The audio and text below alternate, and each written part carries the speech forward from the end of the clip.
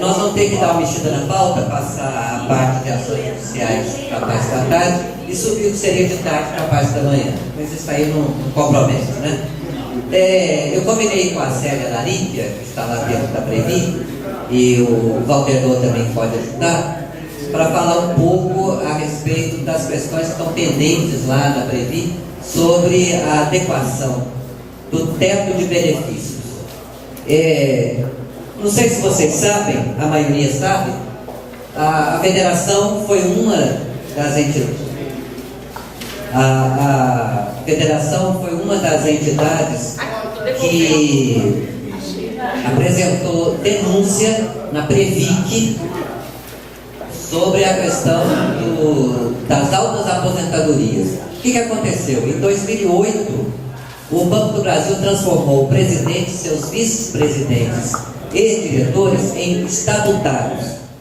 Tá? Eles deixaram de ser seletistas, como todos nós éramos, né? E passaram a ser estatutários. Com isso, para compor o vencimento de cada um, presidente, vice-presidente e diretores, o banco englobou todos os benefícios que existiam na folha de pagamento dessas pessoas, mas que eram iguais ao de todo funcionalismo. E que, na hora de cálculo de aposentadoria, nenhum desses penduricários entrava para efeito de salário de contribuição. Então, o que acontece? Isso causou uma elevação brutal no cálculo de aposentadoria desses colegas, presidente, vice e diretores. De lá para cá, a Célia vai dizer exatamente os números, se aposentaram já vários, centenas de colegas, todos sem nenhum limite de aposentadoria. Quando nós descobrimos isso através de uma denúncia do colega William Bento, que era deliberativo lá na Previ, mas olha, isso não está certo. Os mortais, quando vão se aposentar, entra apenas o salário de referência, né? E exclui cesta alimentação, 13º, o que mais? Férias, gratificação de férias e tudo mais. Os mortais. Os iluminados, presidente, vice-presidente e diretores, tinha isso tudo fazendo parte do cálculo da aposentadoria. Com o agravante que desde 2007 ninguém tem contribuído para a Previ. Existe a contribuição, mas sai lá do fundo de contribuições, não sai do bolso de ninguém, né? Bem, nós apresentamos a denúncia, o William Bento apresentou, o Teixeira também, que é conselheiro lá da Previ, apresentou, e a federação. Agora, recentemente, a Previ que fez uma determinação, a Previ, mandando desempilhar tudo isso e recalcular essas aposentadorias todas a partir de 2008. Inclusive com a possibilidade desses colegas que se aposentaram, se eu observância de um limite, tivesse que devolver dinheiro. A Previ que deu um prazo até dia 10 de agosto para que a Previ cumpra. Se não cumprir, está sujeito a sanções. Uma das sanções previstas nos regulamentos da Previ que é até a intervenção. Tá? É lógico que nenhum de nós quer que a Previ seja vítima de intervenção outra vez, como já foi no passado. No passado, o interventor mal botou o assento na cadeira, ele mudou o nosso estatuto, acabou com o corpo social e tudo mais. Né? Então, ninguém quer isso. Mas também não podemos contar com a relutância do Banco do Brasil em cumprir a determinação e ainda empurrar para a própria Previ esse bloco, né? Não resolve. Dentro da nova lei de informação, né, de transparência, eu fiz uma consulta à Previ para que ela me respondesse, como a federação é uma das denunciantes, em que pé estaria essa discussão do tema. A Previ respondeu: em atenção à correspondência recebida nessa entidade em 2 de julho, por meio da qual nos consulta sobre o andamento das providências da Previ para proceder aos acertos necessários, conforme recomendado no despacho Previ 10/2013, esclarecemos que a Previ está adotando as providências cabíveis dentro do prazo determinado pelo órgão fiscalizador. A gente sabe que é uma grande mentira, não está fazendo droga nenhuma. Agora eu passo a palavra e eu gostaria... Aldo está aí? Tá. Eu gostaria que o pessoal que hoje está na Previ, Valdenor, a Célia e o Aldo, que está no Conselho Fiscal, nos trouxesse aqui o que está rolando oficialmente e pela Rádio Corretor também. Célia, por favor, conselheira deliberativa da Previ, eleita por nós. Obrigada, Isa.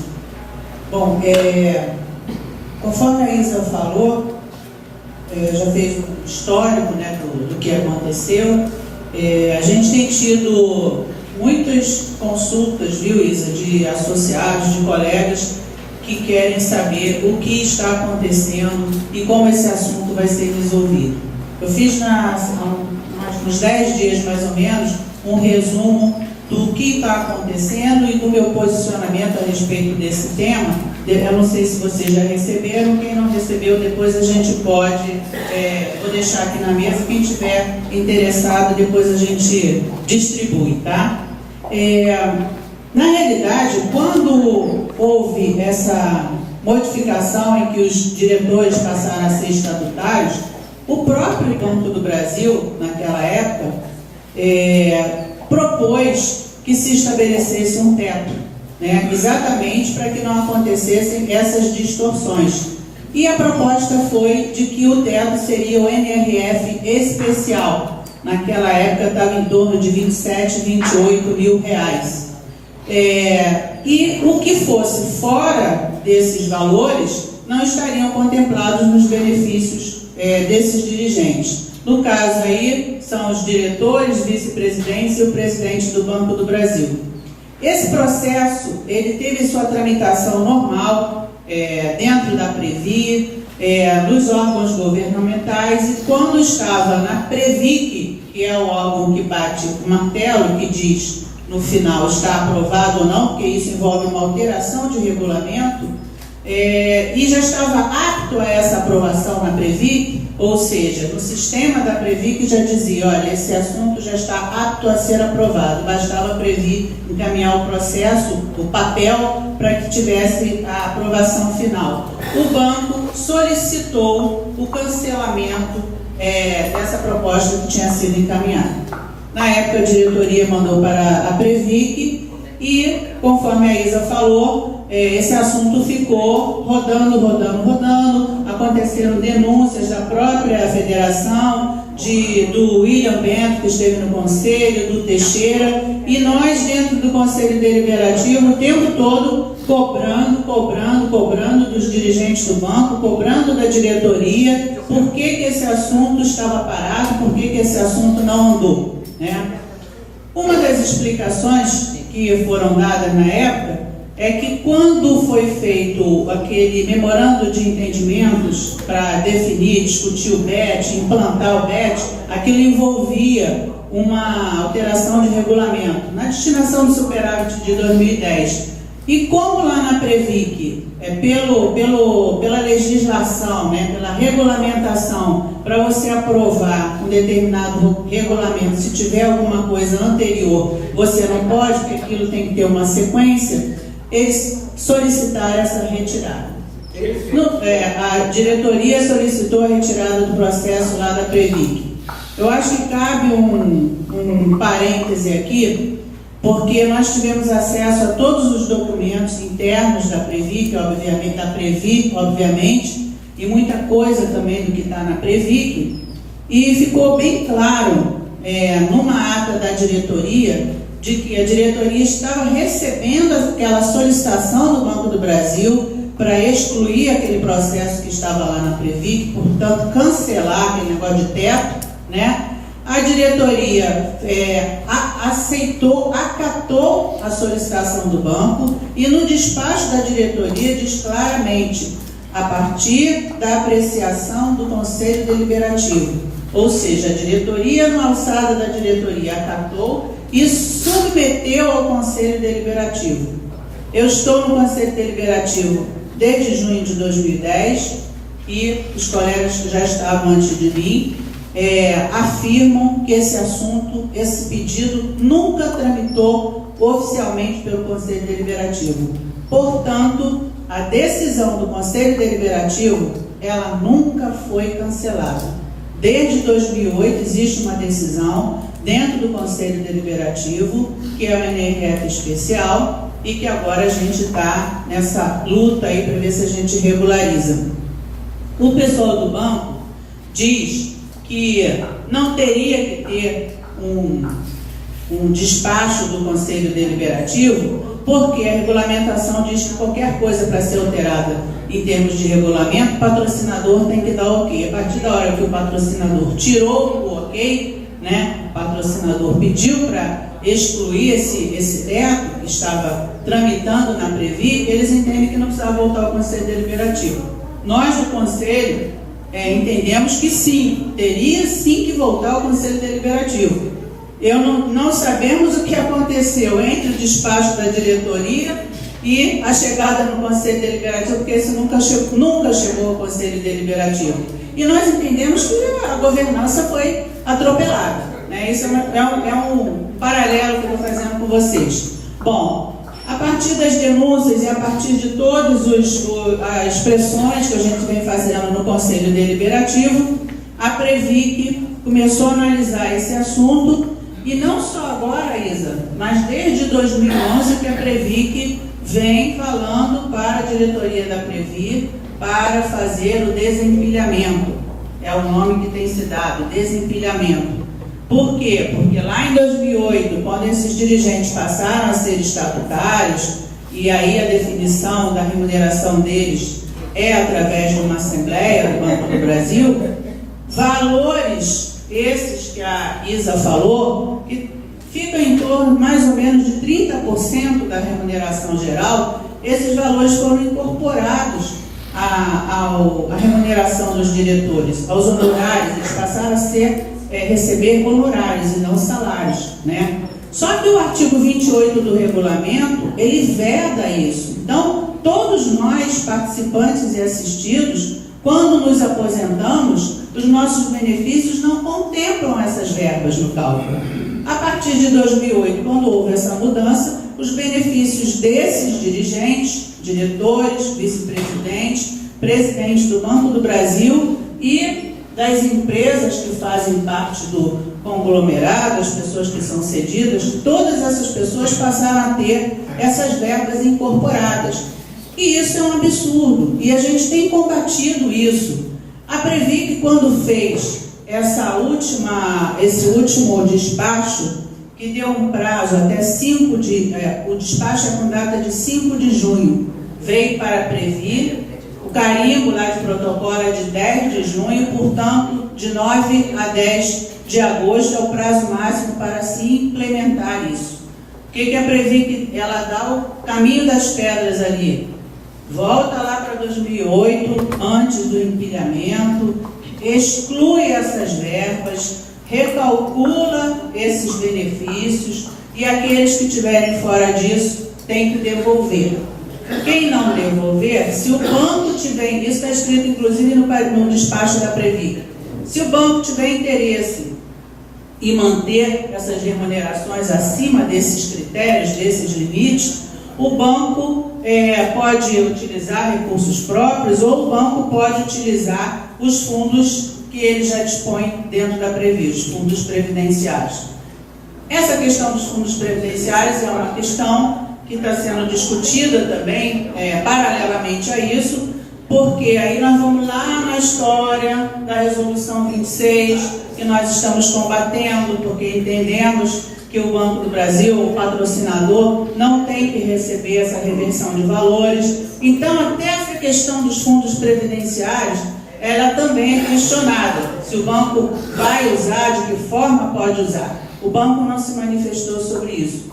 Além disso, do banco poder utilizar os fundos previdenciários, o banco também pode ser questionado pelos acionistas minoritários. Por quê? Porque o recurso está lá, está contabilizado, está, né? A gente discorda ou concorda, mas o recurso está lá. Agora, os acionistas, será que vão concordar que esse recurso que esteja lá também seja utilizado para pagar esses altos salários e benefícios? Isso é uma outra questão que está, né, no ar e que também está sendo discutida paralelamente. Quando a Previc encaminhou esse documento à Previ, com toda essa orientação, a diretoria encaminhou ao Banco do Brasil a solicitação de informação sobre os valores das remunerações desses dirigentes antes e depois de 2008, ou seja, em março de 2008, anterior a essa decisão, e o que vem acontecendo até agora. E o banco respondeu, insistindo de que isso está sendo feito de uma forma regular, que ele não está cometendo nenhuma irregularidade. Aí vai lá atrás e se refere a um parecer da AGU, né, que quando o assunto ficou na Previc, e uma discussão Previc e Banco do Brasil, a Previc mandando a Previ fazer, a Previ mandava para o Banco do Brasil, o Banco do Brasil dizia que não estava fazendo nada de errado e não informava os valores. E a diretoria da Previ diz que sem os valores informados pelo banco, não consegue fazer esses cálculos.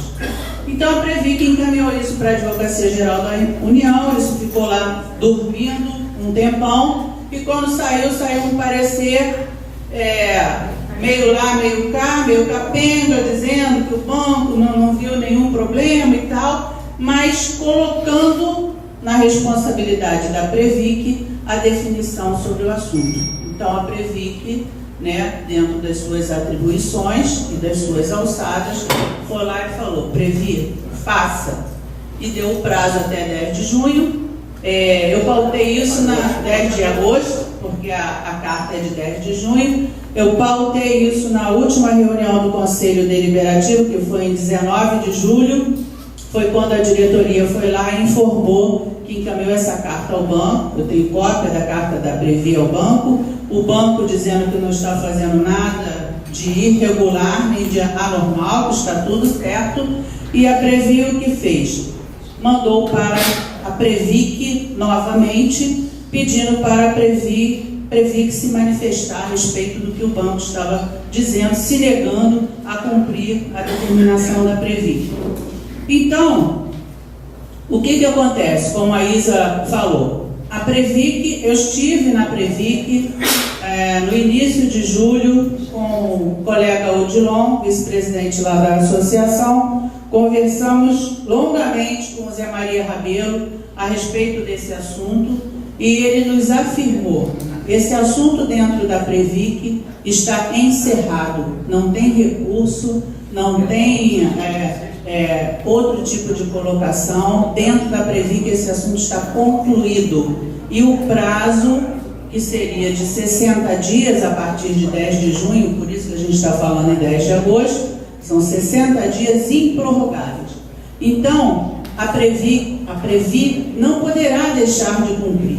Com base nisso, nós discutimos isso no Conselho Deliberativo e foi uma discussão muito pesada, porque nós já queríamos pautar uma reunião extraordinária. O presidente do Conselho Deliberativo da Previ não estava aceitando que marcássemos já naquele dia da reunião uma reunião extraordinária, e nós insistimos com isso. O banco está protelando mais uma vez, e isso nos preocupa muito.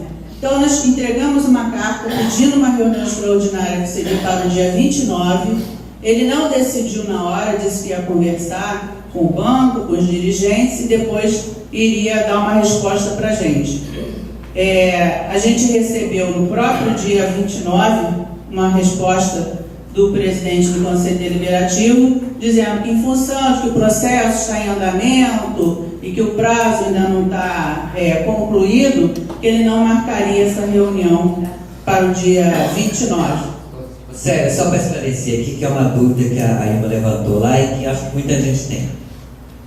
Quem tem a obrigação de fixar ou não um teto? É a Previ, não é? No seu estatuto, né?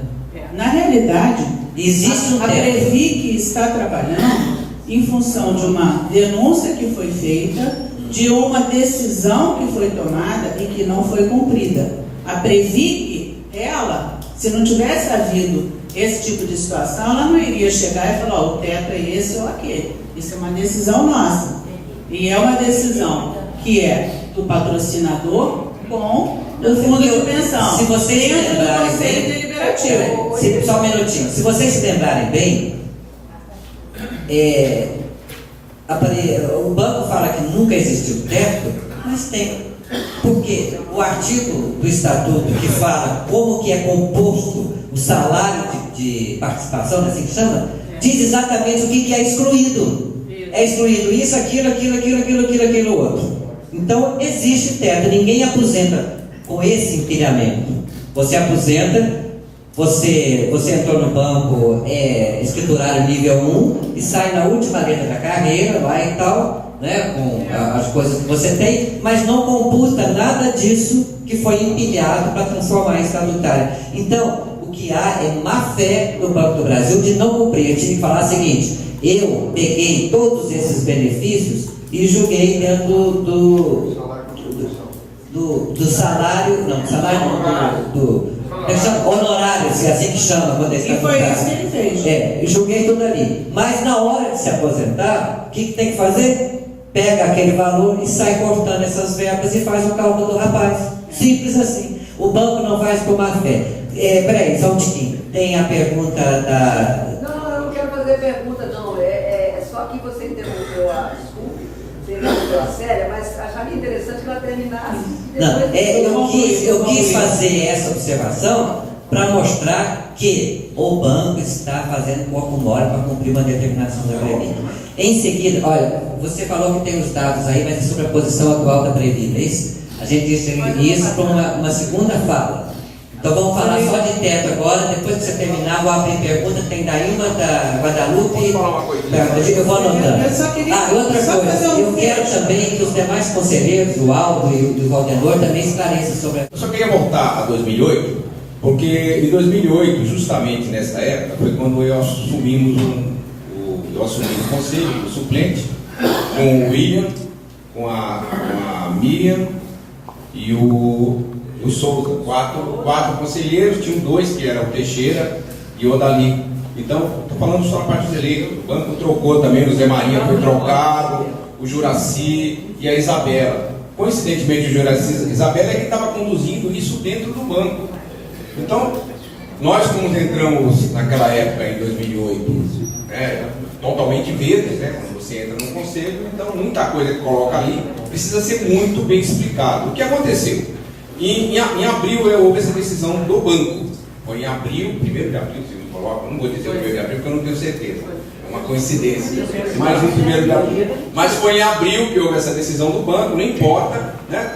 E essa decisão foi para a Previ, passou pelo banco, passou pela diretoria da Previ. Eu acho que a Cecília estava na época, ela deve lembrar. Passou isso lá pela diretoria da Previ até setembro, quando foi para o Conselho Deliberativo. Nós, como éramos conselheiros novos, estávamos assumindo vários, nós questionávamos muitas coisas que estavam acontecendo. Eu lembro que o Zé Maria preparou uma reunião específica para falar sobre isso. Numa reunião ele colocou, gente, o que está acontecendo é isso, já existe estatutário, não estamos decidindo nada sobre o banco, estamos decidindo aqui sobre como que vai acompanhar isso na Previ. A Previ sempre acompanha os cargos da diretoria do banco e tem que acompanhar na Previ. Ponto pacífico, não foi bem explicado. Então, e na época era 22 mil, tá? Não era 27. 27 foi logo depois, né? Quando houve, em setembro, quando houve o reajuste. Era 22 mil, que era, inclusive, isso está numa ata de 22 mil reais. Alguém falou lá, eu tenho até, se quiser, eu tenho um monte de coisa sobre isso. Era 22 mil reais, que era o NRF especial, que era o maior cargo do banco. O José Maria defendeu isso, inclusive, o Juraci e a Isabela na época. Não, é lógico, é um teto que estabelece que isso, o teto vai ser sempre o valor do maior salário do Banco do Brasil, que é de carreira do banco. Por quê?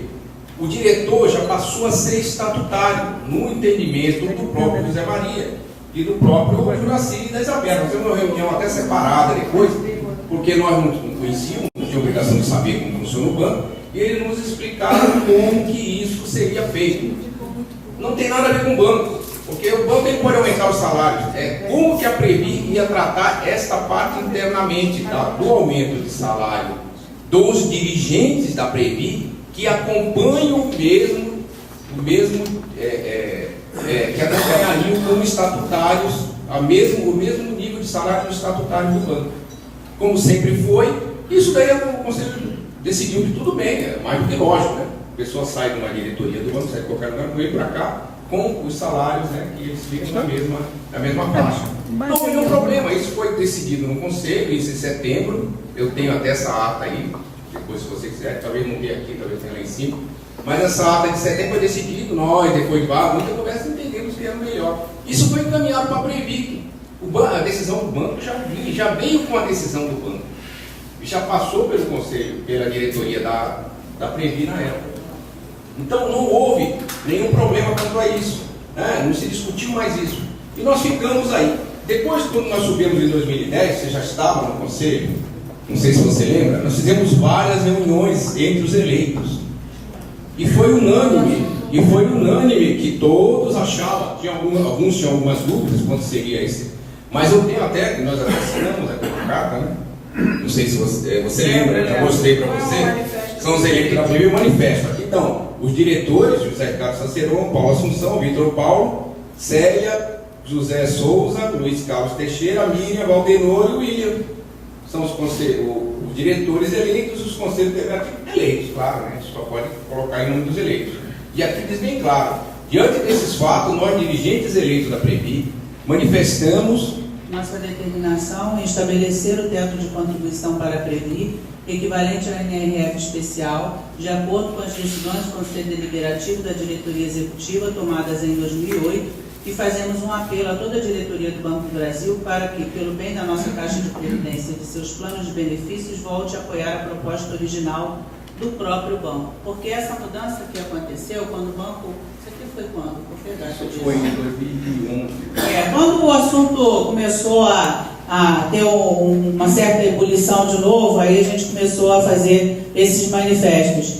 Mas é importante que se diga o seguinte: quando o banco mudou a sua diretoria, é que resolveu fazer o pedido de exclusão desse processo. Então, a diretoria que propôs, o conselho que propôs, não foi o mesmo conselho, pelo menos parte dele, que solicitou. Então, isso é um negócio que foi um complicador e que acabou chegando a esse ponto em que nós chegamos.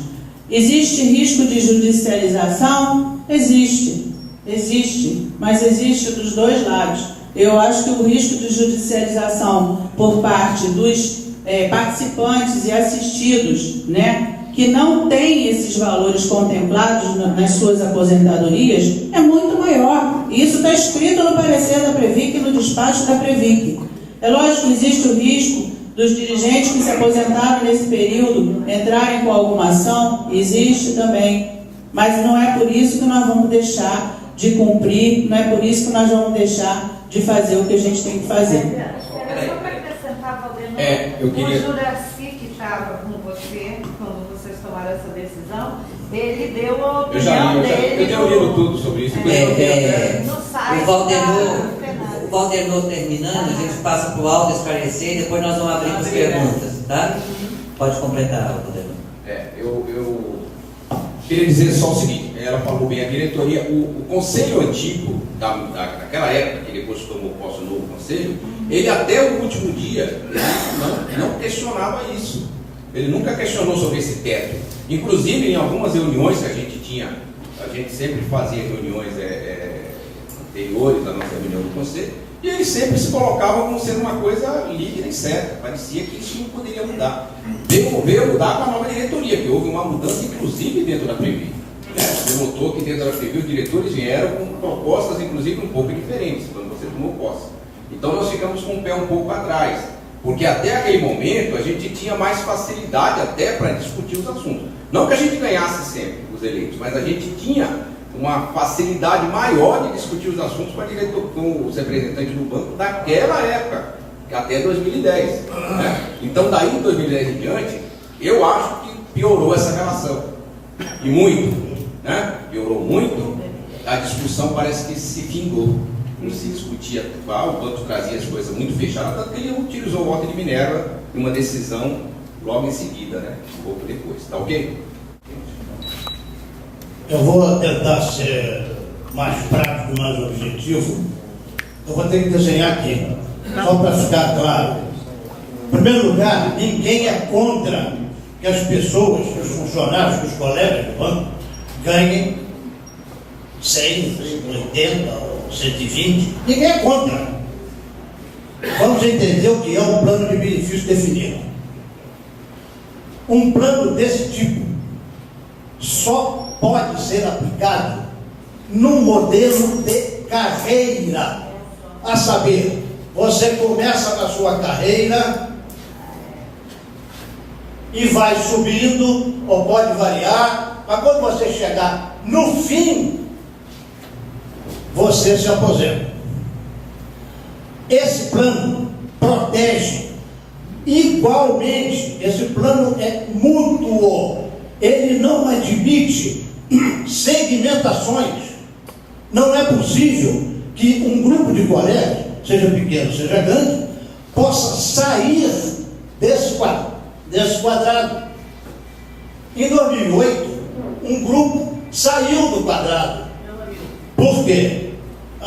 O governo, não o banco, o governo determinou que os funcionários que ocupassem cargos de direção deixariam a carreira, teriam seu contrato de trabalho suspenso e passariam a ser estatutários.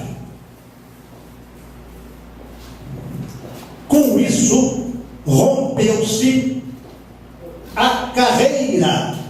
Por quê? Porque aqui, dentro desse quadrado, os aumentos, os reajustes de remuneração são exatamente o mesmo índice para todos. É o acordo feito nos sindicatos com o patrocinador, com o banco, não é patrocinador. Então vamos dizer que deu 7%. Muito bem, foi 7%. Esse aqui ganha 1, esse aqui ganha 1.000. É 7%. Só que esse pedaço aqui não tem nada a ver com isso. A remuneração deles deixou de ser salário para ser honorário. E quem decide isso não é o acordo feito entre patrão e empregado, é o conselho de administração do banco, no caso. Saiu, não quero saber se aqui vai ganhar mais ou se vai ganhar menos. Saiu do quadrado, contraria a lógica atuarial de um plano de benefício definido. E é isso que está ocorrendo. Muito bem. O problema de governança que se fala, é triste dizer, mas quando o funcionário do banco vai dirigir uma empresa do banco, uma subsidiária, ele tem um contrato de trabalho suspenso e vai receber o honorário lá. Na Previ, não. A pessoa sai do banco, vem dirigir a Previ e continua funcionário do banco. Onde está a governança? É muito bonito falar, mas em praticar. É por isso que o banco domina a Previ. A Previ não passa de um departamento do banco. Finalmente, eu queria fazer um apelo à Célia, como conselheira deliberativa titular, porque eu, como fiscal suplente, não tenho essa representatividade para fazer. Não é que eu não queira, eu sou suplente, eu não tenho voz. Embora eu não me queixe, eu participo bastante e sou bastante respeitado, bem tratado lá e tenho contribuído. A minha vaidade não supera a minha inteligência. Só tem um jeito. Não adianta discutir, dialogar, é denunciar a Previc. E eu faço um apelo para que você, assim como o William, o Teixeira e a Larissa fizeram, denuncie a Previc que o banco e a Previ estão protelando o cumprimento das instruções da Previ. Era isso.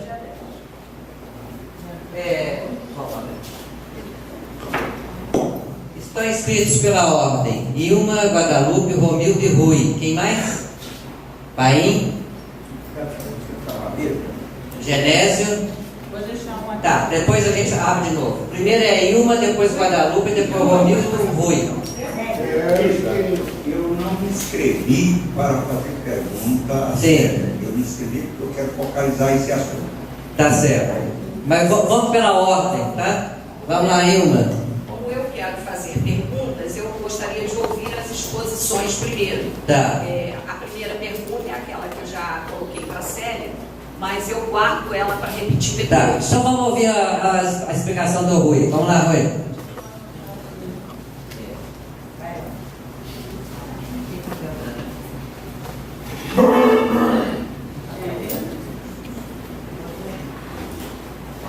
Eu creio que a discussão sobre esse tema não está bem posta. A questão não se coloca exatamente assim. Nós teríamos que fazer uma revisão a respeito do que ocorre no Banco do Brasil, da questão jurídica do assunto e o que disciplina a aposentadoria do servidor público estatutário. Porque o que se invoca aqui é que esses dirigentes do Banco do Brasil, que são funcionários do banco, ao assumirem, eles têm o seu contrato de trabalho suspenso e passam a ser estatutários. Muito bem. Estatutários são servidores públicos concursados que até 2003 ou 2004 eram aposentados com salários integrais. Porém, com a reforma da Previdência Social, os servidores públicos estatutários admitidos no emprego a partir de 2003 ou de 2004, passaram a ter um teto de desconto para a Previdência Social equivalente ao teto do INSS. E passaram a contribuir com 11 ou 12% sobre o total dos seus proventos, sendo que a determinação para essa contribuição sobre o total dos seus proventos ficou condicionada à aprovação do sistema de previdência complementar do servidor público, que levou muito tempo para ser aprovado, finalmente, porque o governo queria instituir um sistema de previdência complementar para o servidor público privatizado. E os servidores públicos, através das suas instituições representativas, reagiram, não aceitaram, e a aprovação da lei que criou o Instituto de Previdência Complementar dos Servidores Públicos só foi aprovada no ano passado ou no ano retrasado. Então, aquela contribuição que os servidores públicos passaram a prestar sobre o total dos seus proventos a partir de 2004, passaram, após a criação do Instituto do Sistema do Fundo de Pensão dos Servidores Públicos, passaram a compor a contribuição desses servidores públicos para que eles, ao se aposentarem, recebam a aposentadoria pelo teto do INSS e tenham a sua aposentadoria complementada pelo sistema complementar que foi aprovado há 2 anos. Ou seja, o servidor público não recebe sobre o total daquilo que ganha. Então é um blefe isso aí. É o primeiro ponto a ser colocado. A discussão está lá oposta. Nós teríamos que considerar o seguinte: a suspensão do contrato de trabalho desses funcionários juridicamente não pode obrigar a Previ a pagar a eles como remuneração. Não pode, é ilegal. A Previ é um órgão, é um fundo de pensão destinado a complementar a aposentadoria dos funcionários do Banco do Brasil. Acontece que há um problema colocado aí de forma inadequada no sistema de complementação da Previ, que ainda segue o modelo adotado pelo Banco do Brasil à época que ele pagava, complementava como empregador as nossas aposentadorias e estabelecia a lei pela qual ele concedia a aposentadoria com base nos últimos 36 meses. E esse é o critério adotado pela Previ. É um critério injusto, inadequado, porque tem permitido que funcionários que tem um posto efetivo onde o salário de contribuição é pequeno, uma vez comissionados em cargos de remuneração que é comissionada, se contribuírem durante 3 anos, eles passam a ter um complemento de aposentadoria baseado naquilo que eles ganharam nos últimos 3 anos, o que é uma aberração num sistema que é de capitalização solidária.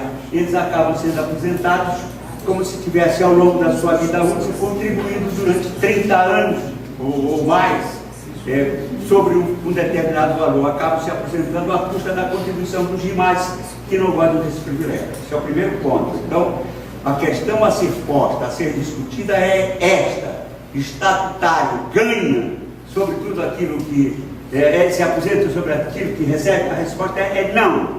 Ele é aposentado pelo teto da Previdência Social e a diferença tem que ser custeada pelo sistema complementar dos servidores públicos. Então essa discussão está mal posta. Nós não poderemos aceitar a discussão nesses termos.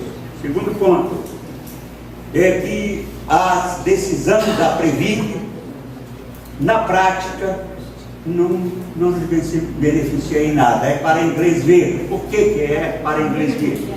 É o seguinte, porque isso demorou 4 anos para ser resolvido. Foi para a Advocacia Geral da União. A Advocacia Geral da União tem opinado a respeito de assuntos que envolvem a Previdência Complementar de forma incorreta, com a observação, ele procura corrigir, a Advocacia Geral da União procura corrigir as suas posições, dizendo que há um risco de judicialização em toda decisão adotada pelo governo na Previdência Complementar, que é ilegal.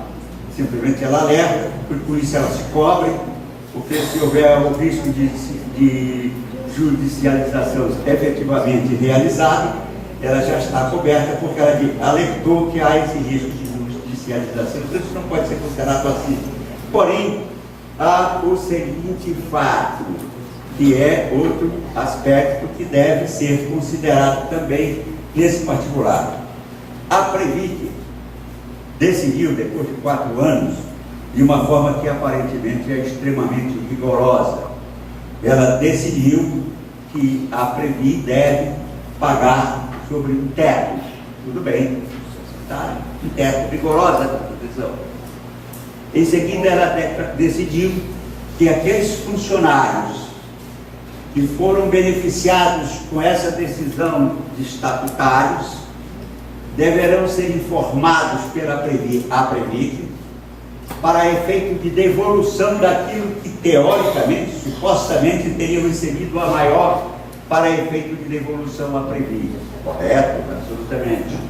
E na sequência decidiu mais o seguinte: porém, se o Banco do Brasil decidir continuar pagando a esses funcionários o total dos seus proventos, poderá fazê-lo desde que a sua custa e não a custa da Previc. Ótimo, excelente, autopolarizador. E aí concluiu: e se o Banco do Brasil decidir fazer isso, deverá pagar a esses funcionários, a esses privilegiados, com o crédito que ele tem na Previc. Ou seja, com o nosso dinheiro. Nós é que vamos pagar isso. E é isso que está errado. É isso que tem que ser colocado. Por quê? Porque nós não temos colocado com a devida firmeza as nossas divergências com o Banco do Brasil. Então nós temos sido derrotados no campo jurídico, até porque o Banco do Brasil tem corrompido a justiça. Eu estou aí me preparando com a documentação, o companheiro Nereu conhece isso. Nós temos aí jurisprudência firmada em tribunais contra nós, com base em alegações falsas e verídicas do Banco do Brasil. Isso envergonha, enxovalha e humilha o funcionalismo do Banco do Brasil. Essas declarações inverídicas são contestadas na justiça, onde se aponta a inveracidade da alegação e se pede a condenação do Banco do Brasil e da Previc por litigância de má-fé, e a justiça não toma conhecimento. Esse fato já foi denunciado faz 2 anos pelo jornalista Hélio Gaspari, numa crônica que ele publicou, que tinha como título A Marcha dos Juízes Insensatos. Há provas cabais disso. Eu fiz um levantamento no arquivo do Tribunal Regional do Trabalho de São Paulo do Estado do Paraná. Levantei 12 processos que formam a jurisprudência do tribunal contra nós, todos eles acolhendo uma decisão falsa do Banco do Brasil e da Previ, apesar de alertar e de ter sido solicitada a condenação do Banco do Brasil e da Previ por liquidação de má-fé. É o problema jurídico. Então nós temos que agir no campo político também. Temos que levar esse problema para o Congresso Nacional, para discutir isso até em audiência pública e mostrar a impropriedade dessa decisão. Ou nós agimos dessa forma, ou então, gente, nós vamos continuar de ladeira abaixo. Diga, referente aos congressos de juízes que o banco está pagando. É isso. É isso que está forçando os juízes a fazer essa maravilha quando vem uma ação contra o banco. A ministra Eliana Calmon denunciou isso em 2009 e pediu que o Conselho Nacional de Justiça analisasse essa questão da Ana Matra e da Juque, que é dos juízes do civil, que estão realizando campeonatos nacionais em praias, estações balneárias, com patrocínio do Banco do Brasil e da Caixa Econômica. Ela pediu que o Conselho Nacional de Justiça examinasse esse assunto. Pois bem, isso faz 3 anos. Este ano, e eu passei a levantar e acompanhar esse negócio, porque eu estou procurando o site, o endereço do jornalista Hélio Gaspari para levar para ele essa denúncia que eu quero depois dar sequência no Congresso Nacional. Pois bem, este ano, faz 2 meses aproximadamente, o Conselho Nacional de Justiça anunciou que iria se reunir para analisar essa representação a fim de proibir que o Banco do Brasil, Caixa Econômica Federal e outras empresas, sobretudo empresas estatais, continuassem patrocinando esses encontros.